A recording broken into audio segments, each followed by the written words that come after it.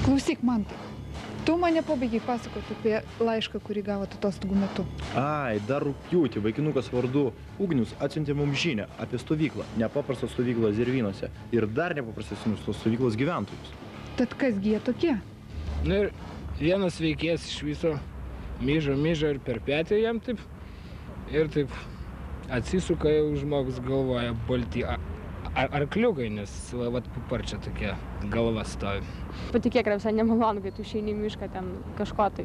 Ir staiga tau iš medžių išlenda kamufliažų dažyta galva kažkokia. Tegu jie raganosi kaukės susideda, įsitepa mėšlų, bet tai prie žmonių, kai pradeda lysti, tai nėra fainai. Buvo vakaras labai įtemptas, mes išsigandome. Nežinia dažnai baugina. Taip gimsta gandai, paskalos ir mitai. Jau kelinti metai Lietuvos miestų ir miestelių gyventojus kraupina pasakojimai apie Zervynuose stovyklaujančius nindzes, kurie neva puldinėja ramius stovyklautojus, reketuoja turistus, grobia mergaites. Šiandien jūs turite puikią galimybę pamatyti šiuos siaubūnus per stopkadro kameros akutę.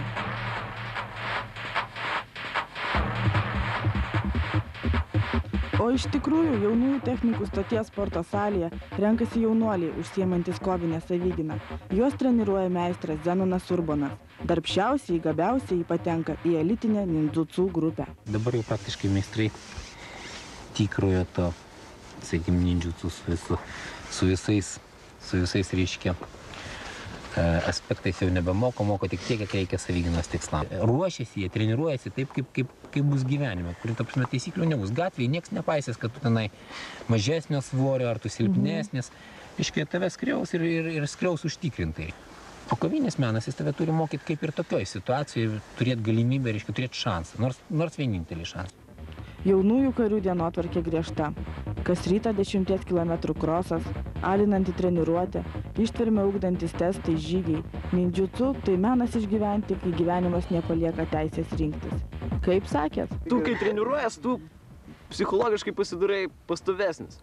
Aš būtent ieškojau nindzutsu mokyklos, bet kai aš ją radau, tai aš čia gavau daugiau negu vien tik tai nindzutsu techniką. Aš gavau draugus, mokytę labai gerą. Buvo du keliai. Arba važiuoti ant papigių salubarius, važiuoti, čia buvo žemyn. Arba kažkaip pradėti eiti sportuoti. Aš pagalvojau, kad vis dėlto sportuoti yra pigiau. Mato, tai gyvenime vis dėlto padės. Ištvermė, jėga. Reakcija.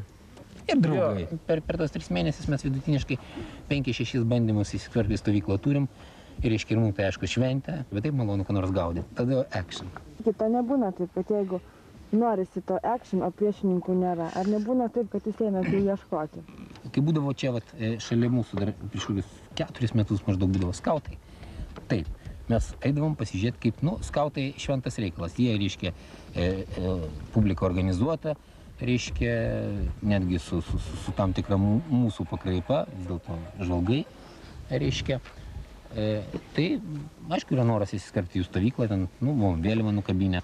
O šiaip, turistus mes ateinam, teisingai patikrinam.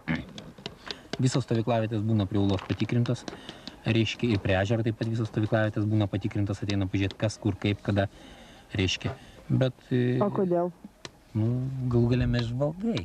Pagal savo požiūrį, jeigu žmogus užsiminės tik kiekvienas tvarkos darimų, tai kažkaip įsivaizduoju gyvenimėlį.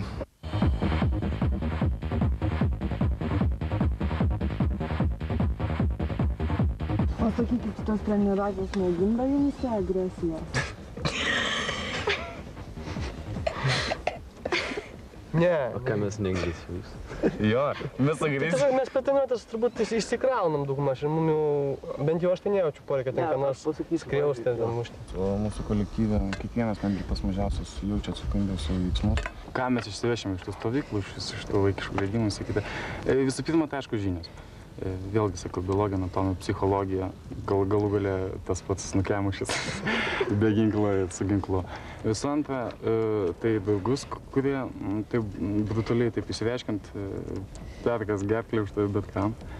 O visų trečia, aš manau, geriau mes taip laiką leisim, negu kažkaip kitaip.